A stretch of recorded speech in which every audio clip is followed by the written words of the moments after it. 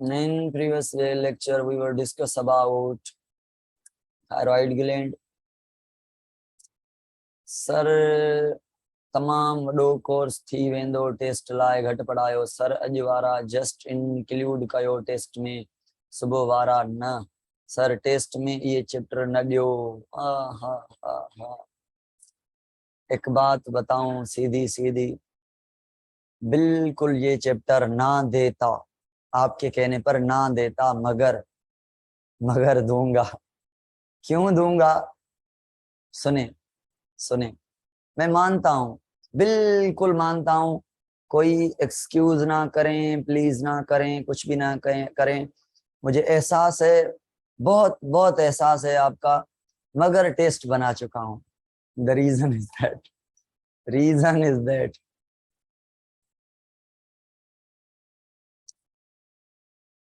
चलो मैं कोशिश करूंगा कि एमसीक्यूज चेंज करूं। मैं करूंगा बाबा, बस बस बस बस ना बोलें, बस चलो मैं करूंगा इंशाल्लाह। कल पूछना बस ना, प्लीज वगैरह ये वो कुछ ना कहें, मैं हो गया, बस नहीं होगा chemical coordination, only nervous coordination होगा बस। चलो वेलकम, ऑलवेज वेलकम। हाँ भाई, वेलकम वेलकम वेलकम वेलकम, बहुत खुशी हो रही है आपको। हाँ चलो आ जाएं। हमने पढ़ा था ये वाला ग्लैंड, क्या कहा था इसको? नेक पर था, थायराइड कार्टिलेज के नीचे था, लैरिंक्स के नीचे था, ट्रिकिया के ऊपर था, एच शेप था, बटरफ्लाई शेप था, थायराइड ग्लैंड कहा था। दो लोब थे, राइट और लेफ्ट, और दोनों लोब कनेक्ट हुए थे एक ब्रिज से, पता नहीं उसका नाम क्या था, याद करें, यहां पे लिखा था उसका नाम मैंने, इस्थमस।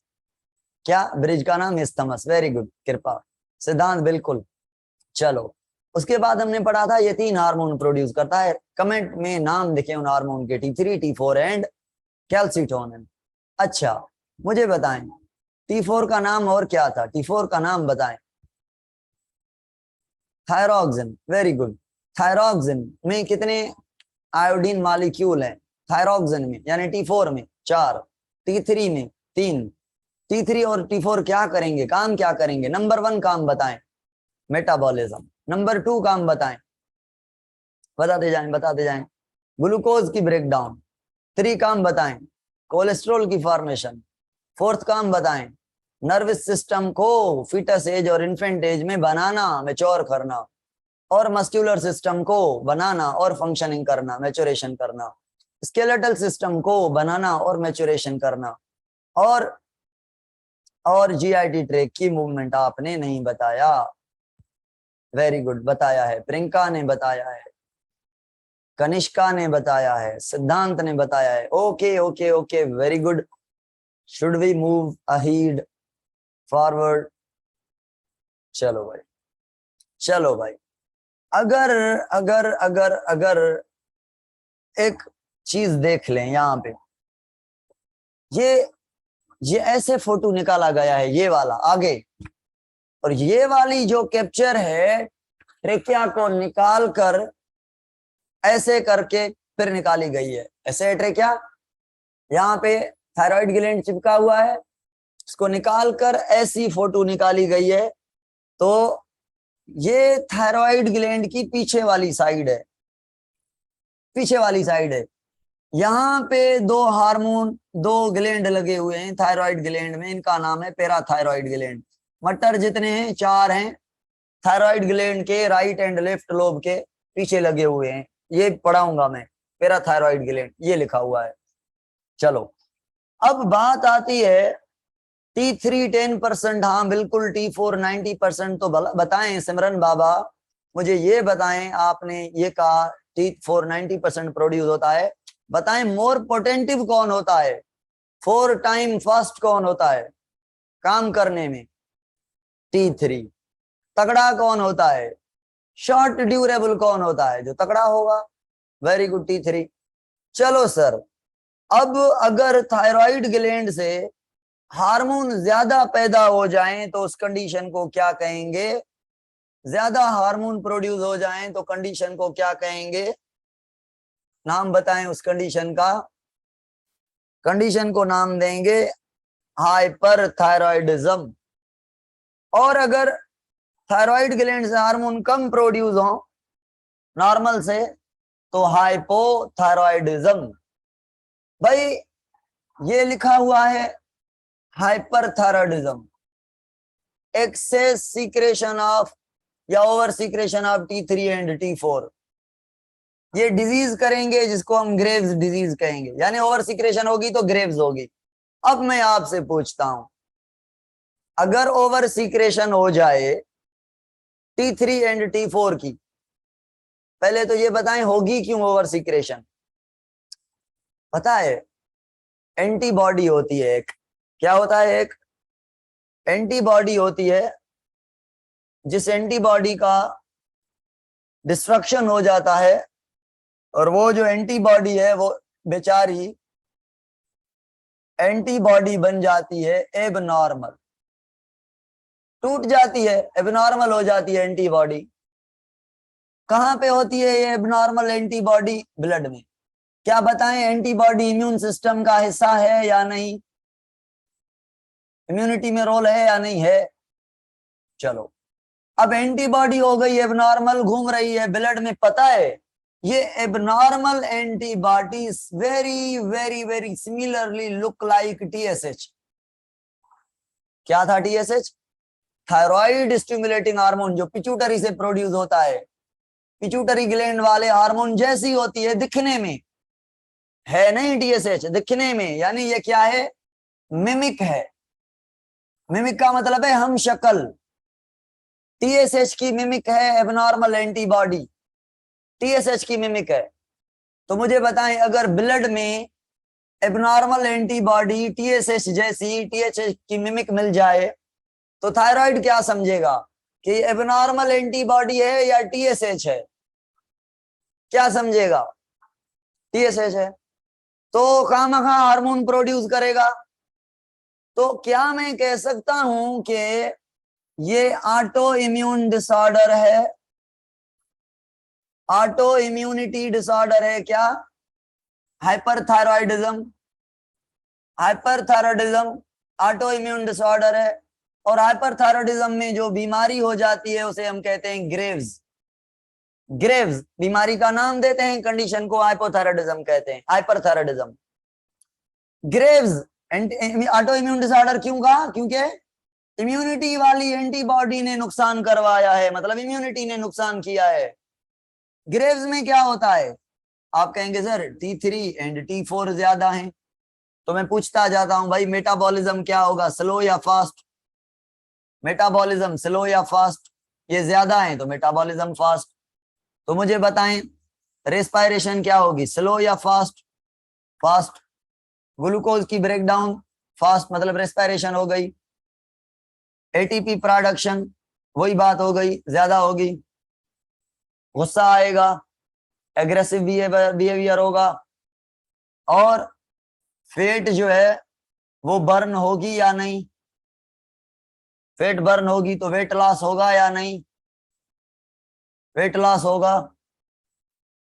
ब्रीदिंग फास्ट होगी या नहीं? एनर्जी रेस्पायरेशन फास्ट है, ऑक्सीजन चाहिए, कार्बन डाइऑक्साइड ज्यादा बन रही है, निकलनी चाहिए, ब्रीदिंग फास्ट। बॉडी का टेम्परेचर बढ़ेगा या नहीं? स्वेटनिंग होगी या नहीं? भाई ये ग्रेव्स है। तो ग्रेव्स में एक और कंडीशन होती है, आंखें ऐसे बाहर आ जाती हैं, आंखें बड़ी हो जाती हैं। इसे हम कहते हैं एक्सोप्थेलेमा। एक्सोप्थेलेमिया। एक्सोप्थेलेमा मतलब आई बाल का प्रोट्रूड होना, बाहर आ जाना, बड़े हो जाना। ऐसे गुस्से में आंखें दिखाते हैं ना, गुस्से में कैसी बड़ी बड़ी आंखें हो जाती हैं, लाइक दैट। तो भाई ये है ग्रेव्स डिजीज। अगर मैं यहाँ पे पढ़ के दिखाऊंगा आपको, Graves disease auto immune disorder है जो सीरम मतलब ब्लड के अंदर पेशेंट के अंदर एबनॉर्मल एंटीबॉडी है जो मिमिक जैसी लगती है, ये स्टिमुलेट करती रहेगी थायरॉक्सिन को यानी T4 को। ठीक है, तो सिम्टम क्या होंगे? मेटाबॉलिज्म बढ़ जाएगा और इरेग्युलर हार्ट बीट मैंने नहीं बताया, जाहिर बात है मेटाबॉलिज्म बढ़ेगा, हार्ट बीट बढ़ेगी, ब्लड प्रेशर बढ़ेगा, ब्रीदिंग बढ़ेगी। ठीक है, बॉडी का टेम्परेचर बढ़ जाएगा और वेट लॉस होगा। ठीक है, फूड इनटेक जो है एडिक्वेट हो जाएगा, एक्सोथैलेमा हो जाएगा, एक्सोथैलेमा का आंखें बाहर आ जाना, प्रोट्रूशन ऑफ आईबॉल्स। ठीक है, ये भाई ग्रेव्स है डिजीज, ये सिम्टम है हाइपोथायराइडिज्म के। समझ आई बात? बस रीडिंग इसलिए की तो कोई पॉइंट ना मिस हो जाए, बाकी मैंने आपको यहाँ पे ये समझाया। चलो भाई आगे चलते हैं, आगे चलते हैं। हाइपोथायराइडिज्म जो है, जो हाइपोथायराइडिज्म है उसमें क्या होगा? हाइपोथायराइडिज्म में एक बीमारी होगी जिसका नाम है, यहाँ पे लिखा हुआ है, मैक्सिडीमा।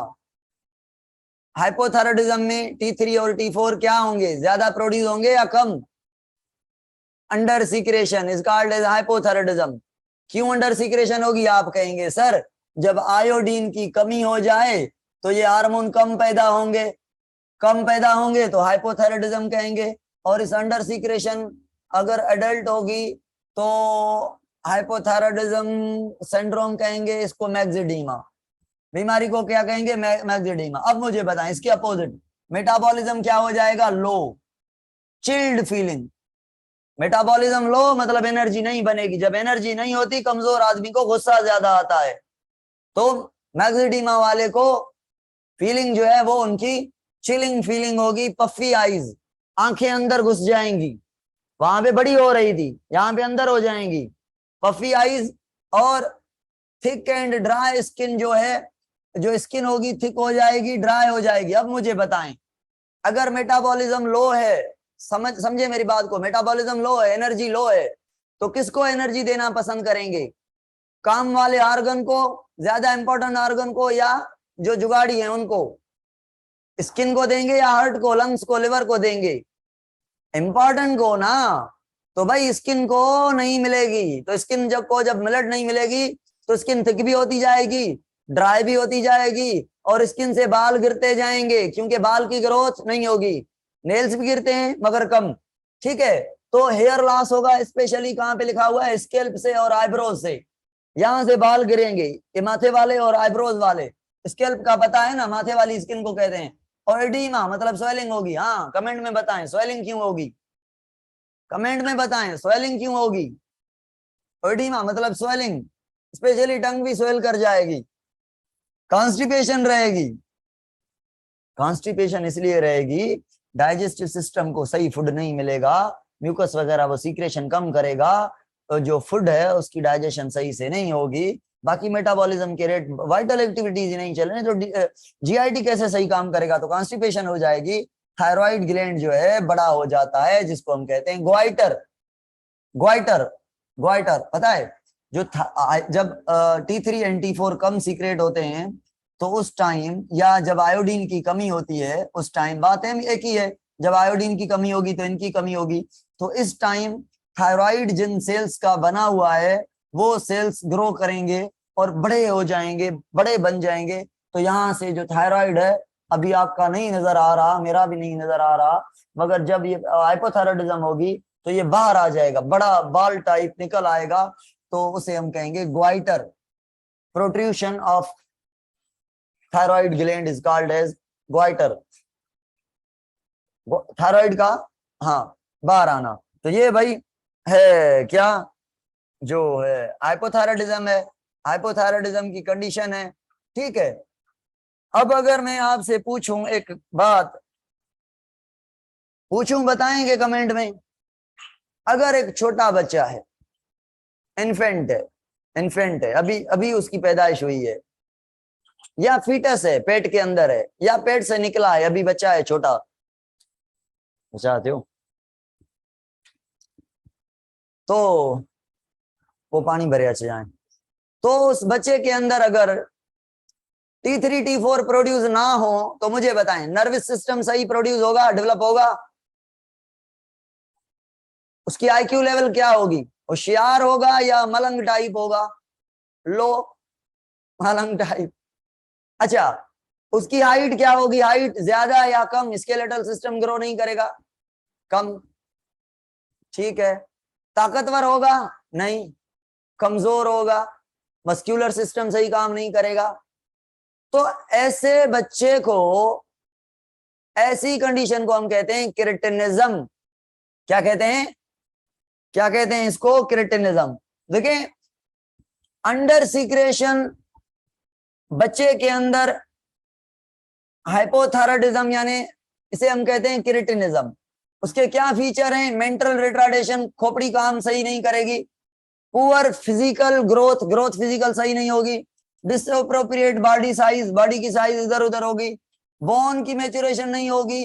अच्छा, बड़ी अच्छी बात लिखी हुई है, मैंने आपको नहीं बताई। प्यूबरिटी, मैच्योरिटी उसमें सही होगी। क्यों? ग्रोथ नहीं हो रही, ग्रोथ नहीं हो रही तो मैच्योरिटी या तो पीछे पड़ जाएगी या तो स्टीराइल हो जाएगा। या तो मैच्योरिटी 11, 12, 13 साल के बजाय 18 साल के बाद मैच्योर होगा, या तो नॉन फर्टाइल हो जाएगा, डिलेड होगी, या जो है इनफर्टिलिटी आ जाएगी, यानी नॉन फर्टाइल हो जाएगा। अब भाई, एक हार्मोन है कैल्सीटोनिन। अब मैं आपसे पूछता हूं, कमेंट में बताएं, कैल्सीटोनिन तब पैदा होता है जब ब्लड में कैल्शियम की लेवल बढ़ जाती है। जब ब्लड में कैल्शियम की लेवल बढ़ जाती है तब आता है कैल्सीटोनिन। क्या करेगा ये कैल्सीटोनिन? बताएं। प्यूबरिटी का मतलब है मैच्योरिटी, एबल टू रिप्रोड्यूस। हाँ, रिप्रोडक्टिव कैपेसिटी को हम प्यूबरिटी एज कहते हैं। मेरे सवाल का जवाब नहीं दिया आपने, मुझसे पूछ लिया, मैंने बता दिया, आपने नहीं बताया। मैं कह रहा हूं, ब्लड में जब कैल्शियम बढ़ गया है, अब इस कंडीशन में कैल्सीटोनिन हार्मोन प्रोड्यूस होता है किडनी से, कैल्सीटोनिन। ये कैल्शियम को क्या करेगा? ब्लड से बढ़े हुए कैल्शियम को कम करेगा। 3 बातें पूछ रहा हूं, बताएं कमेंट में, मैं लिखूंगा नहीं, पूछूंगा। एक, ये जाएगा बोन पर, वहां पे क्या करेगा? ब्लड से कैल्शियम को निकाल कर बोन में डिपॉजिट करेगा, या बोन से कैल्शियम को ब्लड में लेके आएगा? बोन से ब्लड। हमजा क्यों? हमजा क्यों? बाकी सारे बच्चों ने सही कहा है। ब्लड में ज्यादा है, जब कैल्शियम ज्यादा होता है उसे कहते हैं हाइपर कैलेसीमिया। हाइपर कैलेसीमिया यानी ब्लड के अंदर कैल्शियम ज्यादा, तो इसको नॉर्मल करता है, मतलब ब्लड से कम करेगा। तो ये क्या करेगा? ब्लड से कैल्शियम को निकाल कर बोन में डिपॉजिट करेगा। और बोन में कैल्शियम को डिपॉजिट करने को क्या कहते हैं? Right in the comment section. बताएं। Calcification, ossification, mineralization. Very good. चलो, एक और बात। दूसरा कहां गया? किडनी में गया। कहां गया? किडनी में, वहां भी ब्लड है। अब जो ब्लड से कैल्शियम निकला है यूरिन में, मतलब किडनी में, उस कैल्शियम को वापस आने देगा ब्लड में, या वापस आने नहीं देगा ब्लड में? कैल्शियम निकल जाता है, उसको वापस लाना पड़ता है, मगर ये क्या कहेगा? नहीं भाई, ये किडनी के अंदर जो रीएब्जॉर्प्शन, कैल्शियम जाता है फिर उसको वापस किया जाता है, प्रोसेस को कहते हैं रीएब्जॉर्प्शन। रीएब्जॉर्प्शन मतलब किडनी से फिर ब्लड को देना, तो ये रीएब्जॉर्प्शन को नहीं होने देगा। मतलब जो कैल्शियम के चैनल हैं जो कैल्शियम को वापस करते हैं, उनको क्या कर देगा? ब्लॉक। तीसरी बात, फिर जाएगा, एक गया बोन पर, उसको कैल्शियम दे के आया, किडनी को कहा वापस ना करो, ये निकल जाए। तीसरा गया इलियम पर। पता है इलियम का वो पार्ट जहां से खाया हुआ फूड, डाइजेस्टेड फूड एब्जॉर्ब होके ब्लड में जाता है। तो बताएं, यहां से कैल्शियम को एब्जॉर्ब होने देगा या एब्जॉर्प्शन को रोक देगा। यानी जो आपने खाई है चीजें उसमें कैल्शियम है, उसको कैल्शियम को ब्लड से, स्टमक से, सॉरी इलियम से ब्लड में जाने देगा या नहीं? नहीं, रोक देगा एब्जॉर्प्शन को। कहेगा ये कैल्शियम पहले से ही ज्यादा है, पर आपने कैल्शियम खा लिया, सेब खा लिया, दूध पी लिया, नहीं चाहिए भाई। तो ये 3 जगहों पर काम करता है। कौन सी 3 जगहें? ब्लड में कैल्शियम को कम करता है, कैसे? बोन में डिपॉजिट करके, किडनी से रीएब्जॉर्प्शन को रोककर, और इलियम पे एब्जॉर्प्शन को रोककर। यानी इसका मेन पर्पस है ब्लड में कैल्शियम ना आए और जो है वो निकल जाए।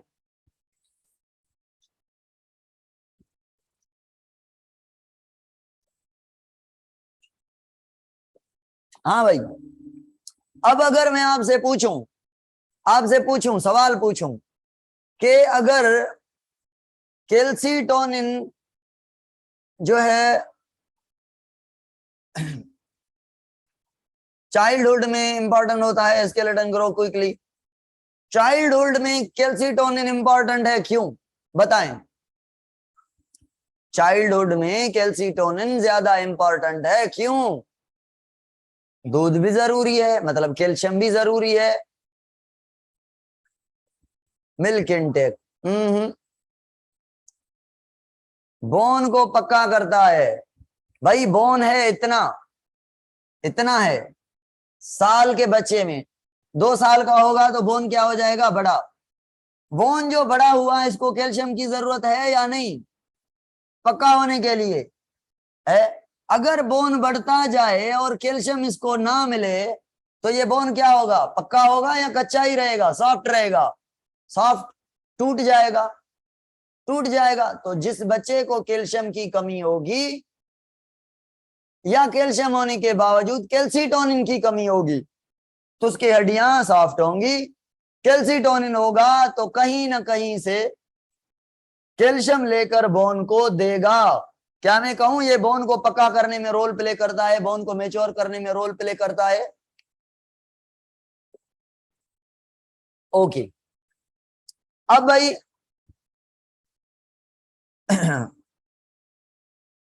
चलो, बोन बढ़ते जाएंगे, साइज उनकी, मास बढ़ती जाएगी, कैल्शियम देता जाएगा। Deficiency of calcium deposited in the calcium, high blood calcium level causes the disturbance in the function of muscle। Muscle के अंदर कैल्शियम का रोल था क्या? याद तो करें। हाँ, ACR में था ना, तो डिस्टर्ब हो जाएंगी मसल। और उसके बाद नर्वस सिस्टम में रोल था क्या? हाँ भाई, स्नैप्स में जब नर्व इंपल जा रही थी तो कैल्शियम आकर तो न्यूरोट्रांसमीटर को रिलीज कर रहा था, तो ये डिस्टर्ब हो जाएंगे और किडनी में स्टोन बन जाएगा। हाँ, अगर कैल्सीटोनिन बढ़ जाए, ओवर हो जाए कैल्सीटोनिन, तो ब्लड में कैल्शियम बढ़ जाएगा। ठीक है, कैल्सीटोनिन जो है इंपॉर्टेंट है। अगर कैल्शियम बढ़ जाए, ज्यादा किडनी रिलीज करे तो कैल्शियम ज्यादा होगा, तो कैल्शियम से स्टोन के बनने का चांस है ना, है ना? कैल्शियम ऑक्सलेट, लेक्टेट नहीं, calcium oxalate most important stone forming agent. Oxalate एक शुगर है, ऑक्सैलोएसिटिक एसिड। हाँ भाई, ये इसके थे। और जो आगे चलते हैं, एक ग्लैंड है जिसका नाम है पैराथायरॉइड ग्लैंड। अब पैराथायरॉइड ग्लैंड को सुने। पैराथायरॉइड ग्लैंड कहां पर है? कमेंट में बताएं, जल्दी जल्दी बताएं, पैराथायरॉइड ग्लैंड कहां है? थायरॉइड ग्लैंड के पीछे कितने पेयर हैं? 2 पेयर हैं, यानी 4 हैं। दिखाया मैंने आपको। थायरॉइड ग्लैंड के पीछे दोनों लोब पर चिपका हुआ है, 2 राइट में, 2 लेफ्ट में, और टोटल कितने हो गए? 4। ये पैराथायरॉइड ग्लैंड जो है एक ही हार्मोन प्रोड्यूस करता है, एक जैसे, जिन सबको कहा जाता है पैराथ्रोमोन। हार्मोन का नाम क्या है? पैराथ्रोमोन। हार्मोन इससे जो सीक्रेट होते हैं, और ये क्या करते हैं? ये जब कैल्शियम कम होता है तब सीक्रेट होते हैं। यानी ये हार्मोन अपोजिट है किसके? किसके अपोजिट काम करेगा? Opposite to calcitonin. कैल्सिटोनिन के अपोजिट काम करेगा। चलो, लो कैल्शियम लो हो गया तो ये क्या करेगा, कैल्शियम को नॉर्मल तक ले आएगा, मतलब कैल्शियम को बढ़ाएगा। तो मुझे बताएं, ये ब्लड और बोन के बीच कहां से कहां कैल्शियम भेजेगा? ब्लड और किडनी के बीच कहां से कहां कैल्शियम भेजेगा? ब्लड और इलियम इंटेस्टाइन के बीच कहां से कहां कैल्शियम भेजेगा? जल्दी कमेंट में लिखें तो मैं देखूं।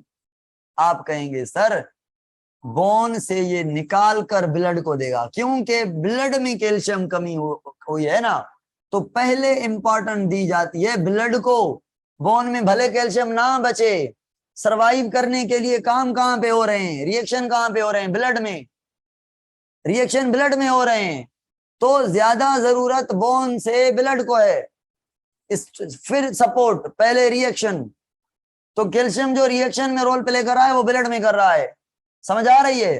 तो बोन में भले कम हो कैल्शियम, भले कम हो, अगर बोन में भी कम है ब्लड में भी कम है, तो भी क्या करेगा, थोड़ा भी कैल्शियम बोन से लेकर ब्लड को देगा। मतलब ये क्या करेगा, अगर ज्यादा प्रोड्यूस हो जाए, वो कम प्रोड्यूस हो रहा था तो बोन को सॉफ्ट कर रहा था, है ना, ये ज्यादा प्रोड्यूस होगा तो बोन से कैल्शियम को निकाल देगा, यानी बोन को सॉफ्ट कर देगा। कब? जब इसकी ओवर सिक्रेशन हो। उसके अपोजिट, अगर ये ज्यादा प्रोड्यूस हो जाए तो ब्लड में कैल्शियम क्या हो जाएगा, बोन तो सॉफ्ट हो जाएंगे मगर ब्लड में कैल्शियम बढ़ जाएगा। यानी इसकी ओवर सिक्रेशन क्या करेगी, हाइपर कैल्शियमिया करेगी, कैल्शियम को बढ़ा देगी, बोन को सॉफ्ट कर देगी। समझ आ रही है? बोन को खोखला कर देगी, ऑस्टियोपोरोसिस कहेंगे बोन को। चलो, किडनी से ब्लड को कहेगा सारे का सारा कैल्शियम लौटा के दो, जरा भी कैल्शियम नहीं जाना चाहिए यूरिन में, है ना, यही कहेगा ना।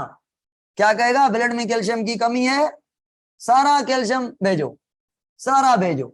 ये भी सही है, ये भी सही है। अब इलियम से, इलियम को भी कहेगा सारे का सारा कैल्शियम वापस भेजो, जो खाया है सारे का सारा भेजो। तो ये भाई इसके काम है। अब अगर मैं इसको पढ़ के दिखाऊं और सवाल पूछूं, फिर आप देखते हैं, बताएं। ये जो है 4 हैं ग्लैंड, थायराइड ग्लैंड में होते हैं, स्मॉल हैं, लाइट कलर के मासेस हैं, स्टिक हुए हैं posterior side surface of thyroid gland, ठीक है।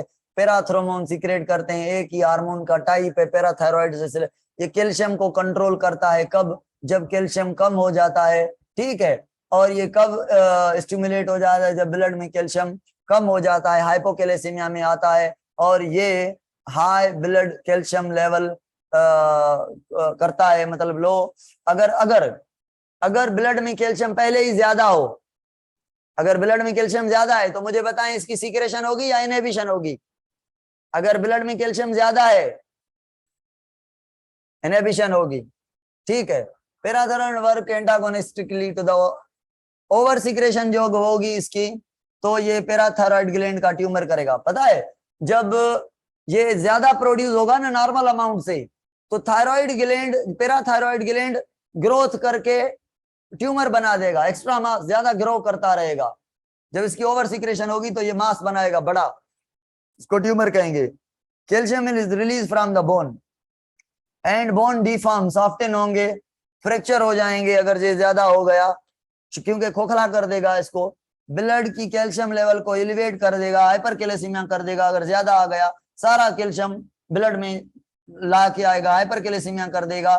फिर नर्वस सिस्टम को नुकसान होगा और जो है मसल वीक हो जाएंगी। वही बातें होंगी जो वहां पे अंडर सीक्रेशन में हो रही थी, यहाँ पे ओवर सीक्रेशन में होंगी। क्यों? कैल्सिटोनिन की अंडर सीक्रेशन कैल्शियम को बढ़ा करती है, यहाँ पे ओवर सीक्रेशन ब्लड में कैल्शियम को बढ़ा रही है, क्योंकि वो कैल्शियम को कम कर रहा था। नहीं होगा तो कैल्शियम बढ़ा ही बढ़ा रहेगा, ये कैल्शियम को बढ़ाता है। अगर आ गया तो कैल्शियम और बढ़ेगा, और आया तो और बढ़ जाएगा, ठीक है। Excess calcium salt participate in the precipitate in the kidney leading to the stone formation. अगर मुझे बताएं ये कैल्शियम ये ज्यादा आ गया, कैल्शियम बढ़ गया जब ब्लड में, तो किडनी में स्टोन बनेगा या नहीं? कैल्शियम जो बढ़ जाएगा, कैल्शियम जो बढ़ जाएगा तो किडनी में जब ब्लड से कैल्शियम निकलेगा तो वहां पे कैल्शियम का तादाद ज्यादा होगा तो वो जुड़कर स्टोन बना देंगे। और कैल्सिटोनिन जब कम हो तो कैल्शियम बनाता है, और ये जब ज्यादा है तब कैल्शियम बनाता है। ये चीजें अंडर सीक्रेशन इसकी पैराथर्मोन की हाइपर कैल्शियमिया करती है, ये मैंने सारा कुछ पढ़ा दिया है। और अफेक्ट करती है, जब कैल्शियम कम होगा ना तो न्यूरॉन एक्साइट रहेगा, क्योंकि कैल्शियम का वहां पे रोल है। कैल्शियम कम होगा तो जो न्यूरोट्रांसमीटर वेग का काम है आना जाना, ये वो सही नहीं होगा, तो एक्साइट रहेंगे न्यूरॉन हमारे, ठीक है। और टेटनी हो जाएगी। टेटनी का मतलब क्या है? मसल में टेटनी करेगा। टेटनी का मतलब है मसल आपकी कॉन्ट्रैक्ट करके रह जाएंगी। क्यों भाई?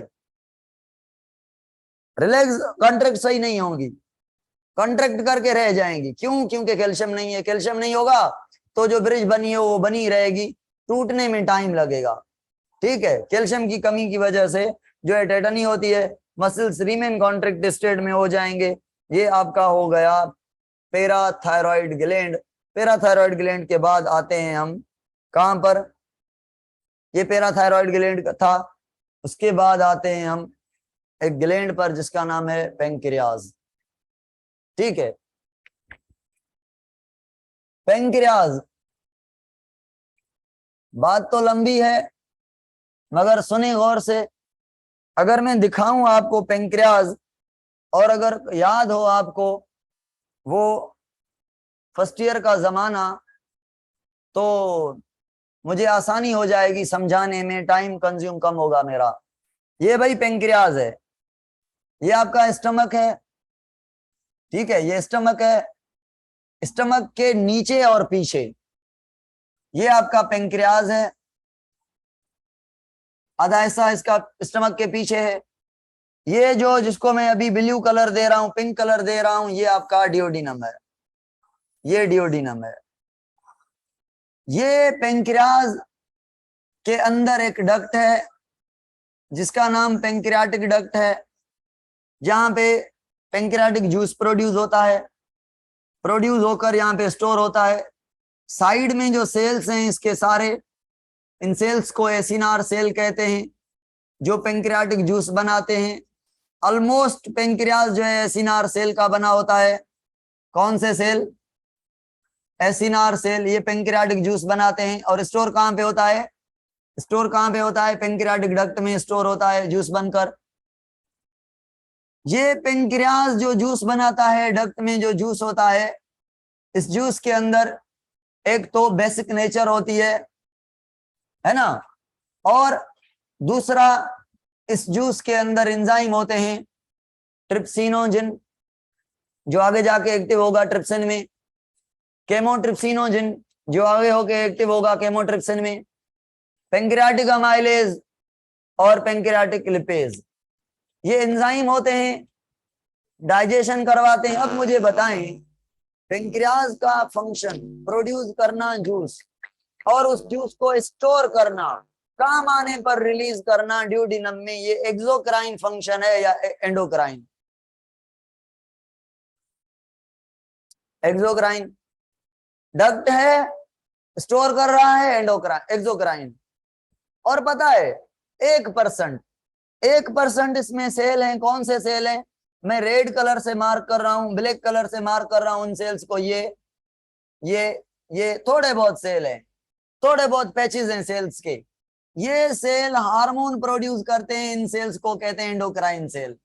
और इन सारे जो सेल्स हैं ये दो टाइप के हैं, अल्फा और बीटा।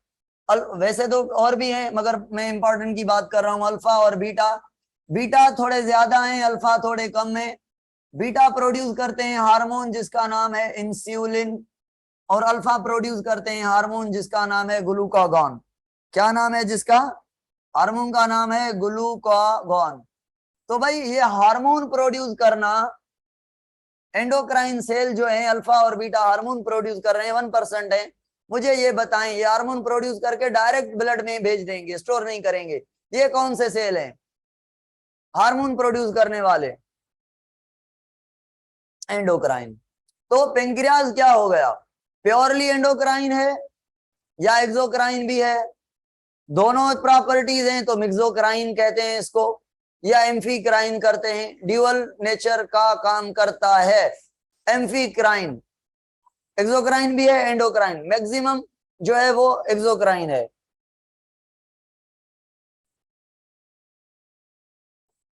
जो सेल्स हार्मोन प्रोड्यूस करते हैं पेंक्रियाज के, उन सेल्स को हम कहते हैं आइलेट ऑफ लैंगरहैंस।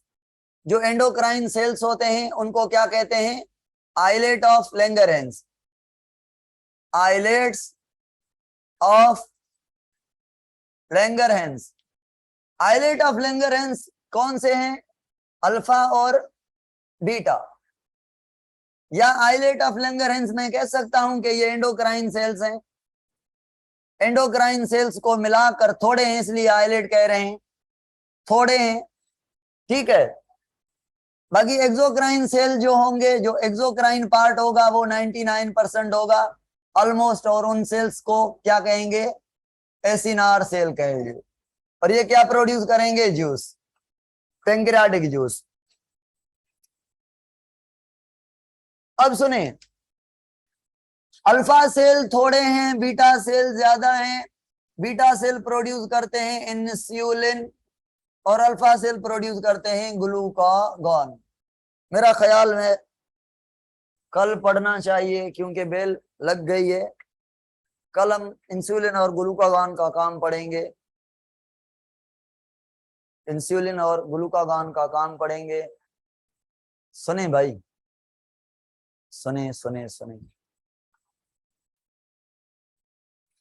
बहुत प्रॉब्लम हो रही है।